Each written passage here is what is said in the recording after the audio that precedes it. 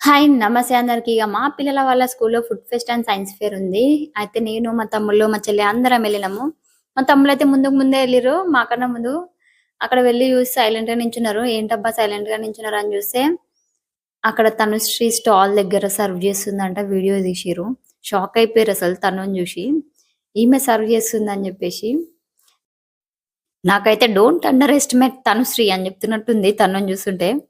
నేనెళ్ళేసరికయితే ఏం లేదు. మొత్తం ఖాళీ అయిపోయింది. ఇంగ అంతకు ముందు రోజు మా యష్ బర్త్‌డే అయినుండే. మేమందరం కొంచెం ఫ్రెష్ అప్ అయ్యి వచ్చే వరకు లేట్ అయిపోయింది. ఇంగ గ్యాంగ్ అంతా రెడీ అవ్వాలంటే టైం పడతది గదా!